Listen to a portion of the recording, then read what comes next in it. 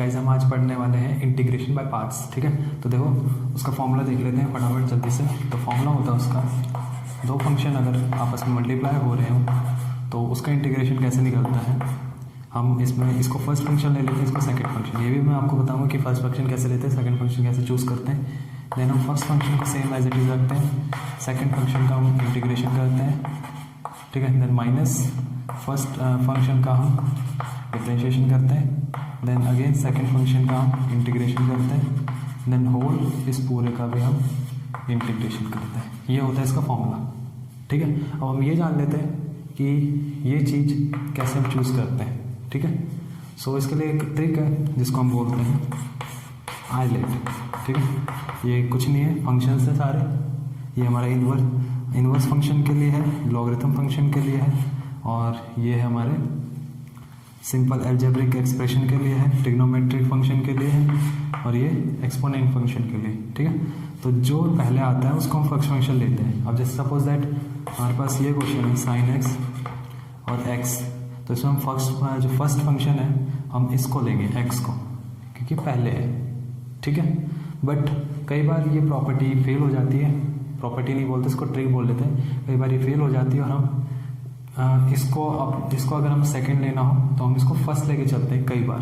वो उस टाइप के क्वेश्चन में मैं आपको बताऊंगा ऐसा कब लेते हैं। ठीक है, तो सारी चीज़ पढ़ने वाले हैं हम, देखते रहिए इस वीडियो को एंड तक। स्टार्ट करते हैं इस वीडियो को। देखो पहले तो हम जान लेते हैं कि इसका प्रूफ क्या है। ठीक है, इसके प्रूफ से ही आगे बढ़ते हैं और इसका प्रूफ देखते हैं पहले। सो गाइस देखो, तो हाँ हमारे पास ये दो फंक्शन है u एंड v, हम इसका डेरिवेटिव निकालते हैं पहले। ठीक है, प्रूफ के लिए इसके तो डेरिवेटिव निकालेंगे तो फॉर्मूला लगाओ, डेरिवेटिव दो प्रोडक्ट का तो डेरिवेटिव तो निकालना आता है हमें। तो हम मान लेते हैं पहले का हमने निकाल दिया du/dx एंड v इधर रख दिया। ठीक है, फर्स्ट का निकाला v as it is, first को एज इट इज, सेकेंड का निकाला। ठीक है, सो ये तो निकल गया, हो गया काम, निकल गया। ठीक है, अब हम क्या करेंगे, इस डिफ्रेंशिएशन को उधर शिफ्ट करेंगे। डिफ्रेंशिएशन अब उधर शिफ्ट होगा तो ये इंटीग्रेशन में बदल जाता है। जैसे प्लस उधर जाके माइनस में चेंज होता है, इनटू उधर जाके डिवाइड में चेंज होता है। Same as it is differentiation integration एक दूसरे में ऐसे चेंजेस होते हैं। ठीक है, तो इसको मैं उधर भेजूंगा तो ये कुछ इस प्रकार v du/dx integration with respect to dx, same इधर u dv/dx integration with respect to x। ठीक है, अब देखो हम मानते हैं कि let u is fx is equals to, ठीक है, fx is equals to u and gx is equals to हम मान लेते हैं dv/dx। अब इधर से f(x) की वैल्यू निकालो आप, वो हमारे पास आएगी du/dx। इधर से अगर हम v की वैल्यू निकालना चाहें तो अगर हम देखो इसको मैं आपको समझा देता हूँ, dx को उधर भेजेंगे gx dx। ठीक है, अब इसको आप इंटीग्रेट कर दो दोनों तरफ तो यह हमारे पास आ जाएगा gx। ठीक है, यस ये v था तो v की वैल्यू हमारे पास क्या आई, gs का डिफरेंशिएशन इंटीग्रेशन, सॉरी gx का इंटीग्रेशन, हमारी v की वैल्यू आ गई। तो v की वैल्यू हमारे पास आ गई, f(x) की वैल्यू आ गई। अब हम इधर पुट करते हैं, u क्या था हमारे पास, u इधर पुट कर दो fx एंड v क्या था हमारे पास, v की वैल्यू क्या आई, g का डिफरेंशिएशन इंटीग्रेशन, सॉरी डिफरेंशिएशन बोल रहा हूँ बार बार। एंड इसके बाद इधर देखो v की वैल्यू क्या आई, integration of g dx and du/dx क्या था, du/dx क्या था f(x) एंड इसका होल इंटीग्रेशन है। ठीक है, एंड इधर क्या हमारे पास u क्या था हमारे पास fx, हाँ fx था u हमारे पास, एंड dv/dx क्या था, gx था, और इसका इंटीग्रेशन। सो ये चीज़ हमें इधर लानी पड़ेगी पूरी, इस चीज़ को इधर भेज दो। तो जब ये चीज़ हम इधर लाएंगे fx gx dx इसका इंटीग्रेशन, तो ये किसके बराबर है, इस चीज़ को उधर भेज देंगे तो fx gx dx minus f gx, इधर इसको f(x) को पहले लिख लो integration of g x d x over whole integration of d x. ये तब होगा जब हमारे फर्स्ट फंक्शन होगा, ये सेकंड फंक्शन होगा। ठीक है, तो हो गया ना, जो मैंने स्टार्टिंग में लिखा था वही चीज़ आ गई। तो ये है उसका प्रूफ, आप अच्छे से समझ सकते हैं इसको। ठीक है, होप आपको ये प्रूफ समझ आएगा अच्छे से। एंड अब देखो वो चीज़ जो मैं बताने वाला था आपको, पहले आप इसे नोट कर लीजिए अच्छे से। हाँ, जो चीज़ मैं आपको बताने वाला था कि ई एक्स वाले को भी हम कभी कभी फर्स्ट फंक्शन ले लेते हैं। तो ऐसा ज़्यादातर इस टाइप के क्वेश्चंस में होता है, जब ई एक्स के साथ ट्रिग्नोमेट्रिक फंक्शंस होते हैं। ट्रिग्नोमेट्रिक फंक्शंस और लॉगरिथम फंक्शन जब होते हैं ना ई एक्स के साथ, तब हम इसको फर्स्ट फंक्शन ले लेते हैं। ठीक है, तभी हम इसको फर्स्ट फंक्शन लेते हैं इस केस में। ठीक है, तो ये चीज़ याद रखना आप। अब गाइस देखो, एक रिलेशन, एक और एक्सप्रेशन है, इसको भी हम देख लेते हैं। जब हमारे पास इस टाइप का कोई इंटीग्रेशन हो, जिसको हमें इंटीग्रेंट हो, उसको हमें इंटीग्रेट करना है। ठीक है, तो हम कैसे करेंगे? तो देखो इसका प्रूफ, इसका एक सिंपल फॉर्मूला है, उसको हम निकालते हैं। तो देखो इसको सॉल्व करेंगे, एक ही बार इसको मल्टीप्लाई कर लो अंदर, f dash x d x plus एक ही बार x f x d x. Solve करो, इसको एज इट इज रहने दो, इसको नीचे वाले को सॉल्व करो बाय पार्ट से। ठीक है, तो इसको एज इट इज रहने देंगे हम, इसको बाय पार्ट से सॉल्व करेंगे। तो इसको सेकंड फंक्शन ही लेना है हमें ऑब्वियसली, तो इसको फर्स्ट फंक्शन लेंगे। तो एफ एक्स ई की पावर एक्स का इंटीग्रेशन ई की पावर एक्स ही होता है, देन माइनस सेकंड जो फर्स्ट फंक्शन है उसका डेरिवेटिव, और फिर इसका इंटीग्रेशन करा तो ई की पावर एक्स ही आएगा सेम। ठीक है, अब यही तो एक्सप्रेशन है, सेम एक्सप्रेशन है, तो कैंसिल आउट। तो हमारा आंसर क्या है, ई की पावर एक्स और एफ एक्स प्लस सी, ये हमारा आंसर है। ठीक है, तो कभी भी इस टाइप का अगर एक्सप्रेशन बने हमारा, और ये हाँ डायरेक्टली नहीं होगा, हमेशा आपको बनाना पड़ेगा ये चीज़ कि अगर ई की पावर एक्स है तो आपको उधर जो फंक्शन है उसका डेरिवेटिव भी आपको उसमें निकालना पड़ेगा एज ए समेशन फॉर्म में। ठीक है, तभी हम डायरेक्टली बोल सकते हैं उसका इंटीग्रेशन ही होगा। एमसीक्यू में आ सकता है। ठीक है, वन कर रहा हूँ आपको। और हाँ, अब हम बात कर लेते हैं डाउट पे, फिर हम लास्ट में एक क्वेश्चन लेंगे ज़बरदस्त, फिर वीडियो एंड। ठीक है, तो हम एक डाउट पे डिस्कस कर लेते हैं। अभी हमने जो फॉर्मूला पढ़ा ये वाला, एफ एक्स इस जी एक्स का integration, then minus F dash x, फिर जी एक्स का इंटीग्रेशन, फिर इस पूरे का होल इंटीग्रेशन, ये हमने पढ़ा फॉर्मूला। तो इसमें बच्चे क्वेश्चंस पूछते हैं, वो ये है कि इसका इंटीग्रेशन करा तो हमने इधर कांस्टेंट क्यों लिया, इसका इंटीग्रेशन करा तो इसमें अंदर कांस्टेंट क्यों नहीं लिया हमने, क्योंकि ये एक इनडेफिनेट इंटीग्रेशन है, उसमें कांस्टेंट लेना जरूरी है, मुझे पता है, आपको भी पता है, इसलिए डाउट आया। बट अगर आप इधर कांस्टेंट लेते हो, ठीक है, इधर भी कांस्टेंट लिया आपने, इधर भी कांस्टेंट लिया, तो वो C1 कांस्टेंट बन जाएगा, C2 बन जाएगा।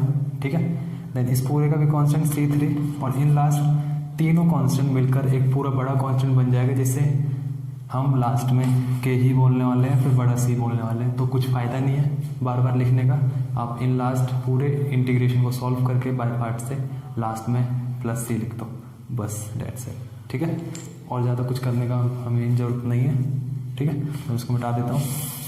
अब हम एक क्वेश्चन डिस्कस कर लेते हैं, जो कि बहुत मोस्ट इंपॉर्टेंट क्वेश्चन है बोर्ड्स के लिए। ठीक है, टॉपिक कर लिया तो एक क्वेश्चन भी इसको सॉल्व करना है, कई बार आया है क्वेश्चन, कई बार।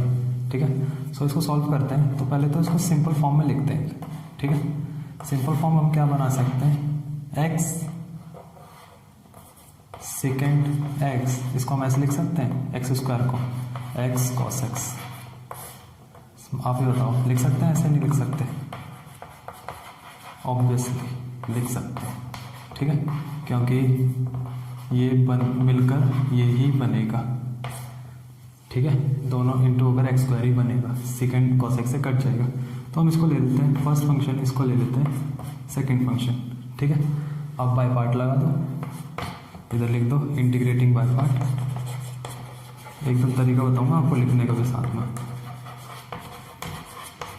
Integrating by parts. ठीक है, तो first function as it is x second x, second function का इंटीग्रेशन आप इधर रखो sine x plus cos x, and then first function का डिफरेंशिएशन करोगे तो एक्स का 1 लिख लेते हैं, second x then second x का second x 10x into x, ठीक है, एक्स भी आएगा ना, तो ये हो गया डिफरेंशियल। देन इंटीग्रेशन इस सेकेंड फंक्शन का x cos x, x sign x plus cos x, इसका डिफरेंशिएशन, फिर पूरे का डिफरेंशिएशन, इसका इंटीग्रेशन, सॉरी, इस पूरे का।